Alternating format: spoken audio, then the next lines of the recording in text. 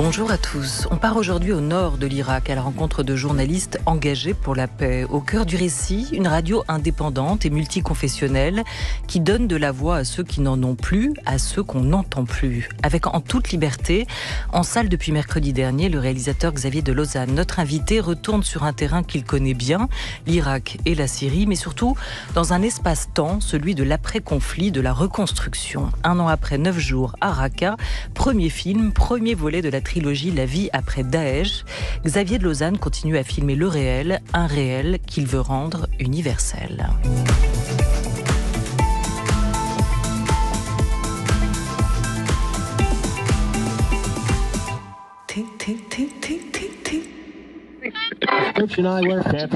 رادیۆ سەلام دەنگی ڕاستەقینەی ئاوارە و کۆچبەر و پەنابەرانە و تێدەکۆشێ بۆ نەهێشتنی جیاوازیەکان 94.3 راديو السلام أخبار تقارير لقاءات برامج وأغاني منوعة تبث لكم 24 ساعة 7 أيام في الأسبوع. راديو السلام. Une émission programmée par Henri Leblanc, préparée par Laura Dutèche-Pérez, réalisation Félicie Faugère avec Élise Le à la technique. Salam alaikum, Xavier de Lozane. Alaikum salam. Bonjour à vous. 20 ans après le début de l'intervention militaire de la coalition en Irak, suivie de destruction massive, de l'entrée des Américains dans Bagdad, de la fuite de Saddam Hussein, une guerre qui visait officiellement à instaurer la démocratie. 20 ans après, on y est. Et où en est-on justement en Irak ? Que dire s'il faut revenir un peu en arrière, à partir de 2003, cette intervention américaine a créé le chaos et c'est difficile aujourd'hui de sortir le chaos. Alors le chaos, il n'existe pas que depuis cette période de l'invasion américaine, mais disons que ça a créé des tels gouffres, des telles distorsions dans la société irakienne qu'aujourd'hui c'est difficile, mais ce n'est pas le chaos. Aujourd'hui, c'est un pays qui se reconstruit, c'est un pays qui espère, c'est un pays qui est jeune, avec une jeunesse qui se veut dynamique et qui regarde vers l'avenir quand même. Et la démocratie ? La démocratie, il y a toujours des tensions très fortes. Aujourd'hui, c'est un pouvoir qui est majoritairement chiite. Il y a toujours des tensions très fortes entre les sunnites et les chiites. Les milices sont toujours très actives là-bas. Donc la démocratie, elle est toujours plus ou moins en danger, mais disons qu'elle tente d'exister, et je vais vous dire, elle tente d'exister par la société civile. Et c'est ce qu'on entend, c'est ce qu'on voit dans votre documentaire, votre film En toute liberté, en salle depuis mercredi dernier. La guerre, plutôt que de les unir, a-t-elle réveillé les tensions, selon vous, entre arabes, kurdes, persans, chiites, sunnites, yézidis, derniers chrétiens, entre toutes ces ethnies et toutes ces confessions? On se souvient que la fin du parti Baas, c'était le retour promis des conflits interethniques, des guerres interconfessionnelles, disait la propagande officielle de Saddam Hussein, pour se maintenir au pouvoir. C'était cette menace d'un effondrement et surtout d'un retour des conflits entre les ethnies et entre les confessions. Est-ce que c'est ce qui s'est passé ? Écoutez, il y a quelque chose qui est terrible, qui est de l'ordre de l'universel, qui est la façon dont on assoit son pouvoir. La façon d'asseoir son pouvoir, elle est très simple, c'est la même partout, c'est de diviser. Donc on divise, on nomme les ennemis, et après on se déclare le défenseur face aux ennemis. Donc c'est ce qui se passe dans beaucoup de pays, c'est ce qui se passe aujourd'hui en Ukraine, c'est ce qui s'est passé en Irak. En Irak, ce qui est malheureux, c'est que c'est une société qui est, vous l'avez dit, c'est une mosaïque de peuples. C'est une société qui est multiculturelle, pluriethnique. Cette mixité existait depuis bien longtemps et elle était complètement naturelle. Avec la succession des guerres, cette mixité existe, mais elle est beaucoup plus compliquée. Le côtoiement des minorités, des ethnies, des cultures est plus compliqué. C'est un peuple qui s'est renfermé sur lui-même et qui se méfie des autres. Alors que cette mixité fait partie véritablement de l'ADN de la culture irakienne. Et quand on est là-bas, ce qui est surprenant et quand on va interroger les gens, c'est qu'ils sont conscients de cet ADN et ils veulent le retrouver parce que ça fait partie de leur équilibre. Et c'est pour ça qu'il faut des outils. Et la radio peut être un outil, justement, de reconstruction, de réconciliation, pour essayer de recréer du lien entre les communautés, qui est absolument nécessaire aujourd'hui. Voilà, parce que la communauté protège, et en même temps la communauté isole aussi. Bien sûr. 10 ans plus tard, 10 ans après 2003, il y a les années 2013, 2003, 2013, 2023. Oui. 2013, c'est Daesh qui s'implante en Irak et ouvre une nouvelle ère de peur avec des déplacements massifs de population et des camps de réfugiés qui vont se créer. C'est véritablement là l'acte de naissance de Radio Al-Salam, cette radio que vous avez filmée, que vous montrez dans votre film. Oui, parce que avec l'arrivée de Daesh, qui a pris possession de toute la plaine de Ninive et de tout le nord de l'Irak et le nord-est de la Syrie, vous aviez beaucoup de déplacés, de réfugiés qui passaient la frontière syrienne, irako-syrienne, et puis beaucoup de déplacés, notamment de la région de Mossoul et de toute la région où se trouvait la communauté des Yézidis. Et vous aviez une multitude de camps qui se créaient dans tout le nord de l'Irak, avec des familles qui fuyaient par moments dans des conditions terribles, brutales, et régulièrement étaient séparés les uns des autres, les fratries séparées, les parents séparés de leurs enfants, et se retrouvaient dans des camps différents. Et il fallait essayer de reconnecter les uns aux autres. Et donc, c'était l'idée de cette radio en 2015 qui a été créée par un collectif d'organisations françaises, Erbil. Erbil qui n'était pas sous domination de Daesh, qui est la capitale du Kurdistan irakien, pour pouvoir justement essayer par l'intermédiaire des ondes de créer du lien et de recréer des connexions entre les différentes personnes situées dans les différents camps. Erbil, c'est la ville presque fortifiée. Effectivement, cette radio Al-Salam, elle est basée dans cette ville, la troisième, je crois, la plus peuplée d'Irak, au nord du pays, capitale de la région dite fédérale du Kurdistan, avec sa citadelle inclassable et classée à l'UNESCO. Et Erbil, dans l'imaginaire collectif, c'est vraiment la ville convoitée, la ville convoitée par tous et qui arrive à se maintenir. Oui, parce que Erbil est la capitale du Kurdistan irakien, le Kurdistan irakien qui bénéficie d'une autonomie administrative par rapport au gouvernement central de Bagdad. Donc elle a un statut un petit peu, assez à part. Elle est défendue par une armée qui s'appelle les Peshmerga, et c'est cette armée qui s'est associée à la coalition internationale pour faire front à Daesh et les empêcher notamment de rentrer au Kurdistan. Et c'est pour ça que Daesh a pris possession de Mossoul, qui est pas loin, qui est une 60aine de kilomètres de Erbil, mais n'est pas entré au Kurdistan. Et aujourd'hui, Erbil n'a pas subi cette domination-là et permet un certain nombre de libertés, et donc permet notamment à une radio comme à la radio Al-Salam d'exister. Et Kirkouk, pour se situer, c'est environ 90 kilomètres, un peu moins de 100 kilomètres d'Erbil. Voilà, pour remettre un peu ces villes qui charrient autant d'imaginaire pour nous aujourd'hui, depuis le temps, qu'aux informations, on en entend parler beaucoup moins aujourd'hui. Et c'est dans ce beaucoup moins que vous avez choisi, vous, d'introduire aussi votre caméra, c'est-à-dire de comprendre ce qui se passe dans l'après. Et souvent, les regards se détournent à ce moment-là. Comprendre, regard, mais aussi voix. Et c'est l'importance de cette radio, Al-Salam. Quelle mission s'est-elle donnée, ou quel sens a-t-elle donné à son existence? En gros, elle s'adresse à qui, cette radio? Elle fonctionne comment? Alors, elle avait démarré donc essentiellement pour la population des réfugiés et des déplacés dans les camps. Aujourd'hui, elle émet bien plus largement que dans les camps, parce qu'elle émet dans tout le nord de l'Irak, donc c'est-à-dire au Kurdistan, mais aussi dans toute la plaine de Ninive. Il y a une antenne à Mossoul, il y a une antenne à Dohuk. Et la mission de la radio aujourd'hui, il y en a. On peut la préciser par un mot, c'est l'apaisement de la parole. Voilà. Aujourd'hui, les médias n'ont pas forcément tendance à apaiser la parole, et plutôt à l'attiser, et malheureusement, même après la guerre, ils continuent de l'attiser. Or, les gens, la population n'a pas besoin de ça. Ils ont besoin d'une parole qui s'apaise, et ils ont besoin de s'entendre les uns et les autres.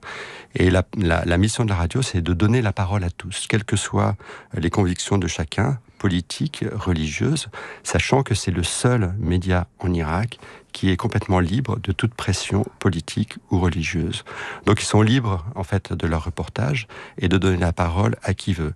Et la population, ils émettent assez largement aujourd'hui. Il y a de plus en plus de gens qui l'écoutent, qui sont très attentionnés vis-à-vis de cette radio, parce que elle est neutre, Et donc, ils peuvent faire confiance. Et moi, je l'ai vu parce qu'en suivant les journalistes dans les différents endroits où on a été, sur les différents terrains, ils sont toujours accueillis vraiment les bras ouverts. Je peux vous dire, ce qui n'est pas forcément le cas de tous les médias, parce que les gens là-bas se méfient terriblement après avoir vécu tant de traumatismes, après avoir vu leur guerre couverte par tous les médias, mais pas leur paix. Enfin, en tout cas, pas leur espoir de paix. Ils sont aujourd'hui très méfiants de cette instrumentalisation. Donc, à certains, ils n'ouvrent pas les bras, mais à la radio Al-Salam, ils les accueillent. Oui, pour une raison peut-être simple, compliquée pour eux, mais simple à comprendre pour nous, c'est qu'ils ne sont pas des étrangers. Ils font partie des leurs. Ils sont l'un des leurs. Hein. Et ça vaut pour les 7 journalistes que vous avez suivis et rencontrés, hommes et femmes. Ils ne sont pas de simples observateurs, on le voit bien. Le groupe, c'est presque un petit laboratoire de cette réconciliation, parce qu'ils sont tous d'origines différentes. Vous pouvez nous en présenter, je ne sais pas, 2-3, Fabian, Salmi, Rani, Ronza, pour nous montrer la différence qu'il peut y avoir aussi à l'origine entre eux et comment ils se retrouvent dans ce projet. Ouais, ils sont tous issus, ils ont tous des histoires en fait différentes, mais qui sont tous connectés par la guerre. C'est-à-dire que je voudrais revenir sur une chose que vous avez dit, c'est que ils font partie des leurs. C'est-à-dire que ce qui est spécifique dans ce projet, c'est que moi, en tant que réalisateur, je voulais porter un regard, notamment sur la question du vivre ensemble, de la coexistence, de la réconciliation, mais en tant qu'étranger, c'est facile d'aller plaquer ses obsessions ou d'aller plaquer ses fantasmes de réconciliation sur le conflit des autres, même si on a un lien quand même avec ce conflit. Et donc, je voulais vraiment le faire à travers le regard de ces journalistes, être derrière eux, et les suivre en reportage et leur laisser poser des questions en leur disant moi je vous suis, vous êtes libre de poser les questions que vous voulez. Et donc effectivement ce sont des Irakiens qui interrogent d'autres Irakiens et qui ont vécu sensiblement la même chose, d'où ce lien de proximité et d'authenticité. En ce qui concerne les journalistes, ils ont des profils qui sont tous plus marquants et touchants les uns des autres. Ronza, elle est yézidi, donc elle a fui de façon terrible l'arrivée de Daesh, qui voulait exterminer les yézidis. Samir, lui, il est kurde, il est né en Iran, il a grandi au nord de l'Irak. Vous avez Rani, qui lui est syrien, et qui avait une formation d'avocat et qui est parti de la Syrie parce qu'il ne voulait pas être engagé dans les troupes syriennes et faire son service militaire dans les troupes de Bachar al-Assad parce qu'il avait plein d'amis qui revenaient complètement traumatisés. Alors on va les écouter, on va les regarder travailler, parce que le défi est de taille. Vous l'évoquiez, Xavier de Lausanne. Ronza, vous venez de nous la présenter, elle est l'une des journalistes de Radio Al-Salam, elle est yézidi, elle parle un dialecte arabe et elle rencontre ici un sinistré de Mossoul devant votre caméra. Quel est votre message ? Si j'avais un message, ce serait aux responsables. Ce sont les partis qui ont créé le communautarisme entre nous. Le peuple est innocent. Le communautarisme vient des partis politiques. Comment ça ? C'est à cause des partis et du gouvernement. Ils ont créé le communautarisme. La population n'y est pour rien. Pas de différence entre un kurde, un chiite et un sunnite. Ça vient des partis et du gouvernement. Vous vivez tous ensemble ? Oui, on vit tous ensemble. Les Mossouliotes vont à Kerbala, à Bagdad, à Erbil, partout. Alors voilà, ils vivent tous ensemble, mais est-ce qu'ils pensent tous ensemble ? Est-ce qu'ils pensent ensemble ?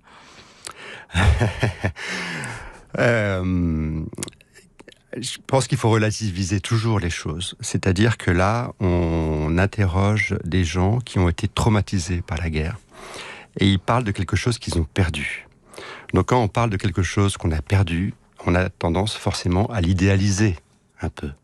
Mais ça ne veut pas dire que ça n'existait pas, et ça ne veut pas dire que c'est pas authentique. Voilà. Donc cette population qui se retrouve dans les camps, effectivement, ils sont mélangés. Entre différentes communautés. Et donc, ils se parlent, en fait, dans les camps. Et vous avez un dialogue dans les camps qui est assez extraordinaire entre les gens. Parce qu'ils sont ensemble. Aujourd'hui, vous savez, ces camps, ça fonctionne comme des petites villes, en fait. Parce que les gens n'ont nulle part où aller avec ailleurs. De l'entraide, avec de la solidarité. Exactement, voilà. En dehors de ces camps, dans la population irakienne, les communautés se sont vraiment renfermées sur elles-mêmes. Le dialogue entre les communautés, il n'est pas facile. Si on interroge les gens, les individus, ils sont toujours pour ce dialogue, en fait. Et ils l'espèrent. Toujours. Mais quand ça passe par le prisme des institutions et de la politique, là, ça devient beaucoup plus compliqué. Vous parlez presque de ce passé comme d'un passé fantasmé, d'un rêve de vivre ensemble qui a été idéalisé. Cette paix-là, à reconstruire aujourd'hui, est-ce qu'elle a réellement existé ? À quel moment ? Alors, il faut remonter très très loin, je pense. Pareil, relativisons sur la question de la paix. Une paix réelle n'existe jamais vraiment. Parlons plutôt du côtoiement, en fait, des communautés qui a toujours été naturelle. Elle a été avant, justement, la création du mouvement bassiste. Naturel, c'est-à-dire avant d'être instrumentalisé. Avant d'être instrumentalisé. Mais vous aviez, enfin, je dirais, les chrétiens, les musulmans, les juifs faisaient partie de la société irakienne. Aujourd'hui, vous n'avez plus un juif. Mais comme les Juifs faisaient partie de la société de l'Afrique du Nord avant, et c'était complètement naturel. Donc si vous parlez de paix dans le sens, le côtoiement, la proximité de ces communautés qui étaient naturelles, je vous réponds oui, bien sûr, elle l'était. Et dans le film, on peut voir un homme arabe que que Ronza justement interviewé dans un camp. Et il parle de ses amis, lui il est arabe musulman, originaire de Mossoul, et il parle de ses amis chrétiens. Et il se met à pleurer. Alors pour que vous ayez devant une caméra un homme arabe qui pleure, je vous garantis que c'est pas très fréquent. Et là, il n'a pas pu retenir ses larmes en parlant de ses amis chrétiens de Mossoul. Donc oui, en fait, il y avait une coexistence qui était réelle, et il nous parlait aussi du fait que sa maman, à chaque fois qu'elle faisait un goûter, un anniversaire, elle invitait toujours des amis de la communauté d'à côté. Donc ils vivaient pas ensemble dans la même maison, mais ils vivaient les uns à côté des autres, et c'était naturel.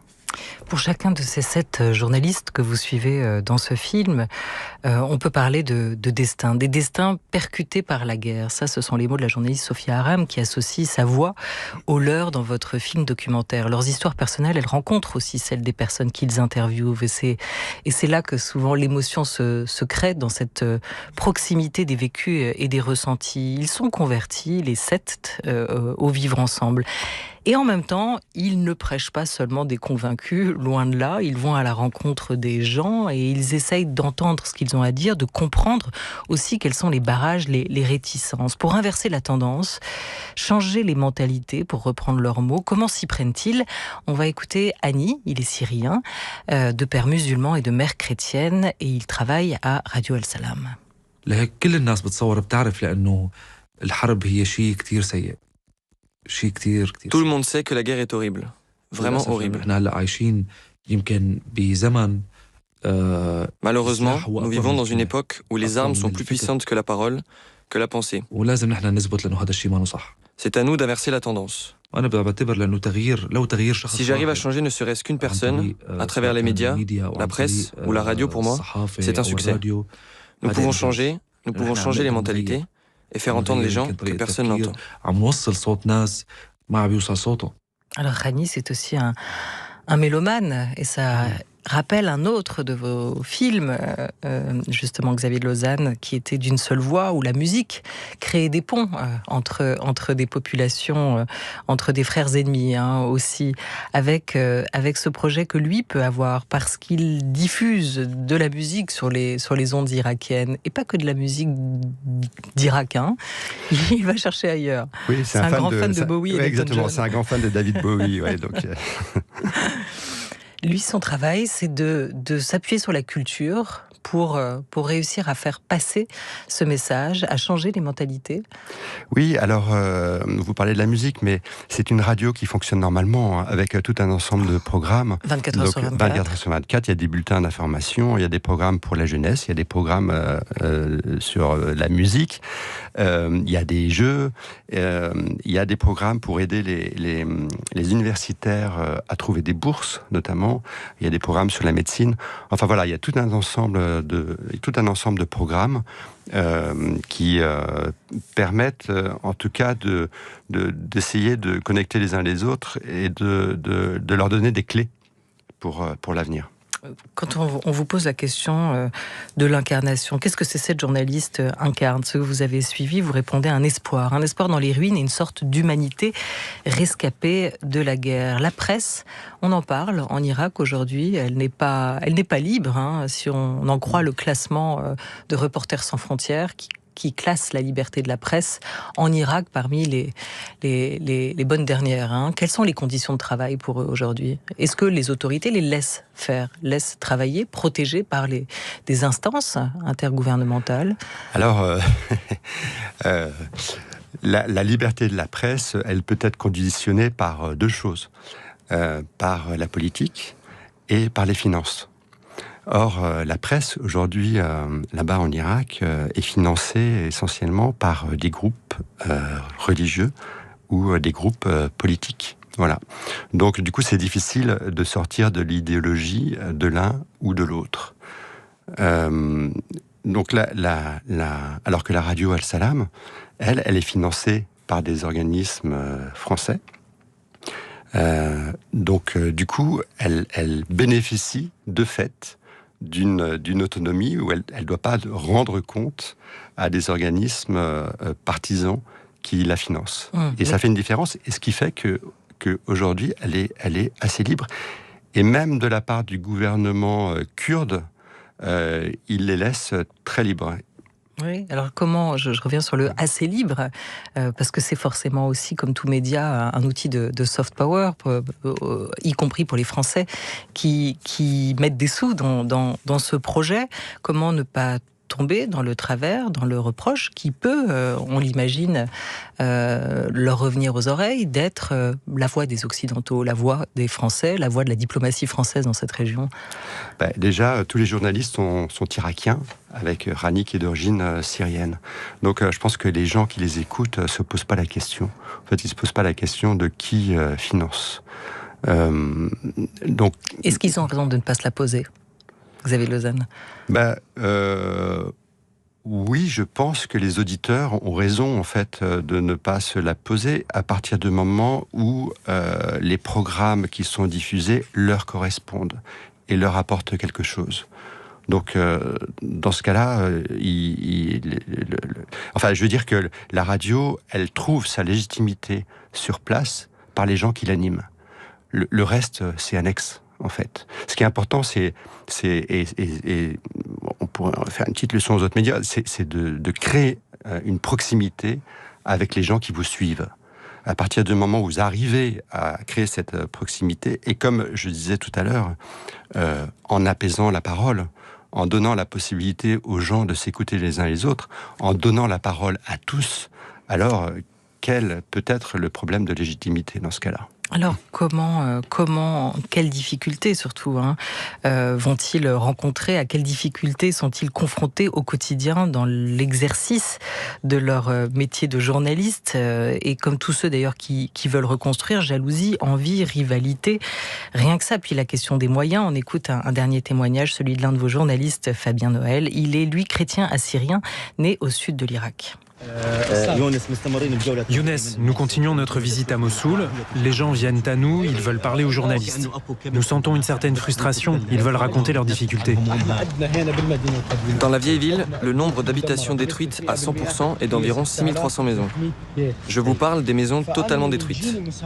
Pour les autres habitations, partiellement détruites, les aides ne suffisent pas pour tout le monde. Celui qui en bénéficie est content de nous. Et l'autre nous accuse de ne donner qu'aux riches. Il faut faire comprendre ça aux gens. C'est difficile. Ils ont donné l'ordre de livrer 2500 réfrigérateurs ainsi que 250 paniers alimentaires fournis par le ministère. On a pu les distribuer ici à 250 personnes. Les gens qui sont venus ici étaient au nombre de 3000. J'en ai satisfait 250 et j'en ai mis en colère 2750. Voilà, il y a ceux qu'on satisfait et ceux qui deviennent insatisfaits par la même. Est-ce que vous avez entendu trouver les mêmes échos chez la mère de Raqqa que vous avez rencontrée, Xavier de Lausanne, pour le premier volet de cette trilogie? Est-ce qu'elle témoignait des mêmes difficultés? Oui, alors vous parlez de la trilogie, je voudrais justement replacer un petit peu le contexte de cette trilogie. Donc ce sont 3 films qui parlent de la reconstruction du lien social à travers 3 expériences, une politique, une médiatique, une culturelle. Ça sera le 3e volet. Voilà, ce sera le 3e volet. Pourquoi? Parce que ce sont 3 piliers de la réconciliation et de la réconciliation. Donc vous parlez de Leïla Mustafa. Alors, pour le coup, c'est une femme qui est dans le monde politique de Raqqa, qui est devenue mère juste après la chute de l'État islamique. Qui aurait pu imaginer ça? Et oui, elle se trouve confrontée aux mêmes difficultés, qui sont de recréer des ponts, recréer des liens entre les communautés pour essayer de, encore une fois, apaiser la parole et faire en sorte que les uns et les autres se parlent. Cette guerre n'était pas la vôtre, mais de film en film, elle semble quand même le devenir. Quelle cause vous défendez-vous avec votre caméra, Xavier de Lausanne? Est-ce que vous avez quand même le sentiment de porter une caméra militante, idéaliste? Comment vous vous positionnez-vous par rapport à ce sujet qui semble de plus en plus vous habiter? Alors, militant d'une certaine façon, idéaliste, non. Pas du tout. En fait, je filme la réalité. Une réalité pure et dure, en fait, qui existe, qui est que les gens qui ont vécu des conflits espèrent, en fait. Et malheureusement, dans le monde médiatique, on se focalise toujours sur la question de la guerre. On a le cas en ce moment en Ukraine.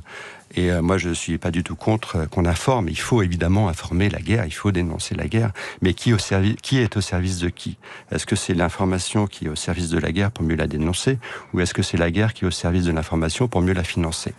Moi, je pose la question et donc je m'engouffre dans ce qu'on ne montre pas, c'est-à-dire l'après-guerre. Or, on filme pendant des années des conflits. Je pense que c'est la moindre des choses qu'on s'intéresse un peu à ces populations dont on a tant profité, dont on a tant instrumentalisé les traumatismes et la violence pour essayer de s'intéresser à comment eux espèrent, voient et peuvent construire la paix après des temps de traumatisme. En toute liberté, c'est le titre de votre film en salle depuis mercredi dernier, À voir. Il est signé donc du réalisateur Xavier de Lausanne, qui était notre invité aujourd'hui. Émission à réécouter, à podcaster sur radiofrance.fr. Merci beaucoup à vous. Merci Olivia.